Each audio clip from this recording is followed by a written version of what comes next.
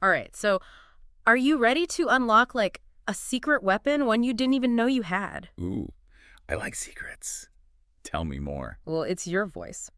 We're diving deep today into a chapter on vocal variety Vocal variety, okay. and, like, how to use it to become a speaker who really captivates. Ah. So imagine you're giving a presentation, Okay. but you're not just, like, reading slides, you know? Yeah. You're really connecting with your audience, like, making them feel what you feel. Right. That's the kind of power we're talking about here. It's amazing how many people, just use their voice Yeah. without ever really thinking about its potential. Right. Like think about a musical instrument, Okay. like a violin or a piano. Uh-huh. Your voice is just as capable of creating all these highs and lows and, soft and powerful sounds. Yeah. It's all about learning to play it. And the author starts off, get this, by comparing speaking to singing. Ooh, I know, right? interesting. Which, like, at first sounds a little out there, Yeah. but the more you think about it. I mean, it kind of makes sense. Yeah. They both involve pitch Mhm. and rhythm and even breath control. Yeah, yeah, Like singers hold those vowels out, yeah. hitting precise notes. Right, right, And we're doing a similar thing when we speak, right. just, in a more staccato way. Yeah. Okay, so explain that pitch thing a bit more Sure. for those of us who aren't musicians. All right, so think of it like a musical scale. Okay. When we talk, our voices naturally go up and down, like little steps. And these steps are called semitones. Semitones. Okay. Okay. And most people use about 3 to 6 Okay. without even realizing it. Wow. Some folks can even hit a full octave. Really? Yeah.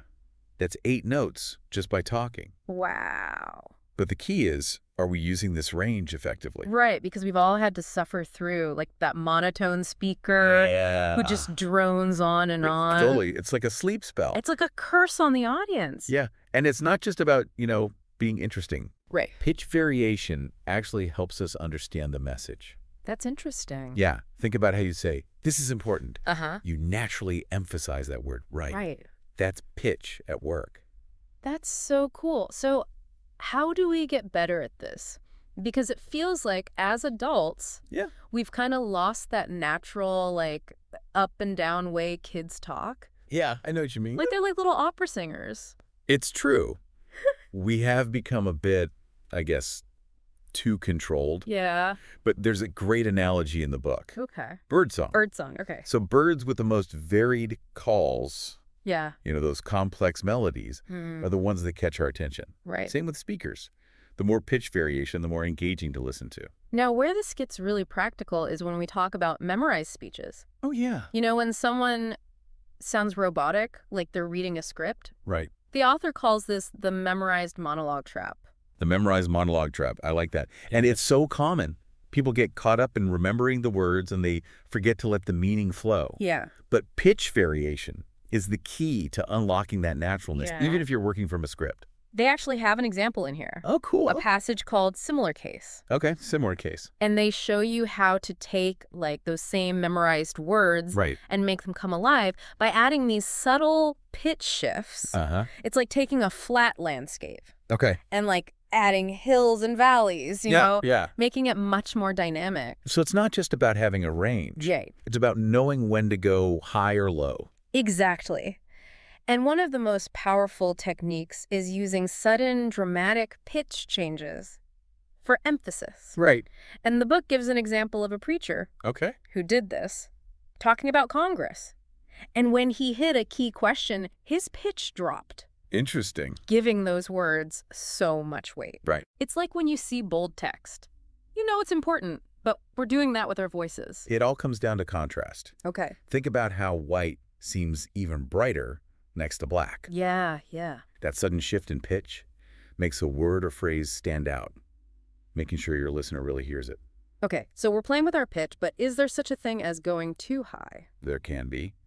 The book suggests that a lower voice can actually be more powerful, like a bell ringing. Oh, interesting. Think of someone like James Earl Jones.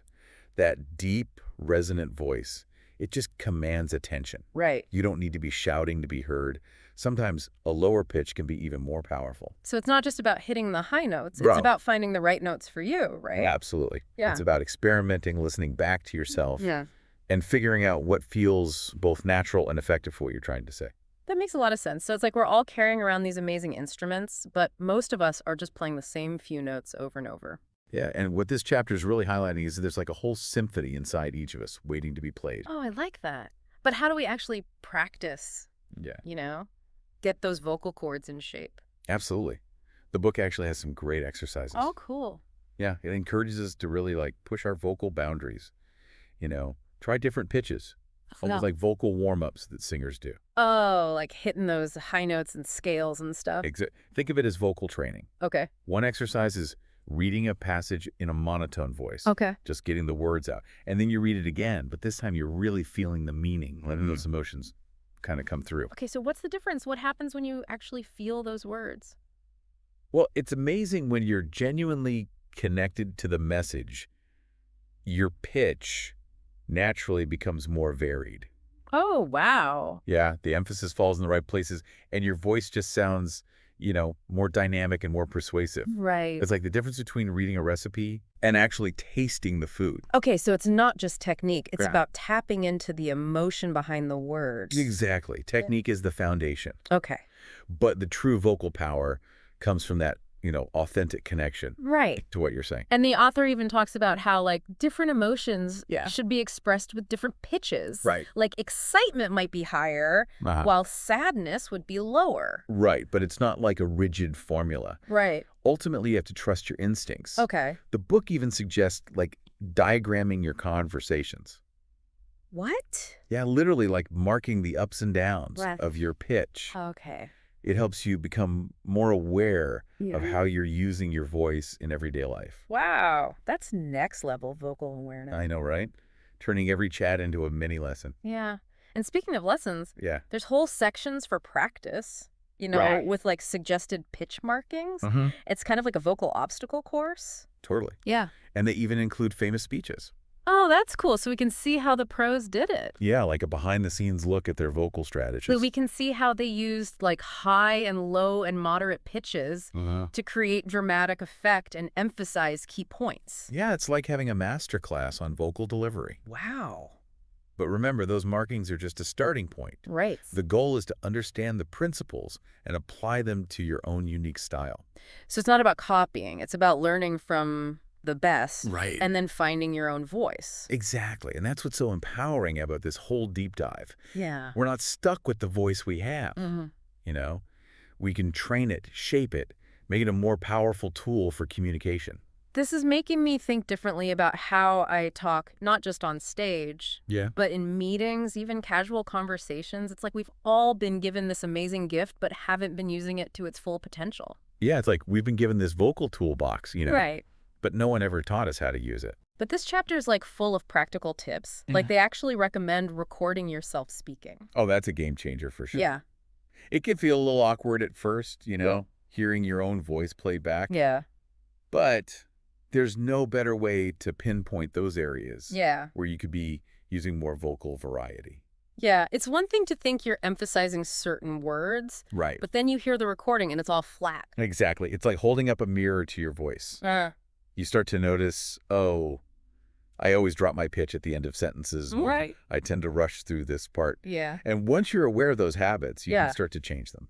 I'm already feeling more conscious of my own pitch. Even Yeah. just having this conversation. I know it's cool. It's like a whole new world has opened up. That's the power of awareness. Yeah. And once you start experimenting with these techniques, Uh-huh. you realize how much control you actually have over your voice. Right. It's not just something you're born with. It's something you can craft and develop. So for anyone listening who's like ready to take their speaking to the next level, Yeah. what's the one thing they should take away from all this? Don't underestimate the power of vocal variety. Yeah. It's not just about sounding pretty. Right. It's about connecting with your audience, Uh-huh. making them feel your message, turning your voice into a truly powerful tool for communication. It's like we said at the beginning, it's about making your presentations, your conversations, like everything you say, more impactful and engaging. And the best part is, it's a skill anyone can learn. That's true. Just like learning a musical instrument, it takes practice, but the rewards are immense. So there you have it. I hope this deep dive has inspired you to think differently about this amazing instrument we all possess. Our voice. our voices. And remember, it's not just about what you say, it's about how you say it. Right. So go out there, experiment, play with your pitch, and discover the music within your own voice. We'll leave you with this thought to ponder. What if your voice could be your most powerful tool for persuasion and connection?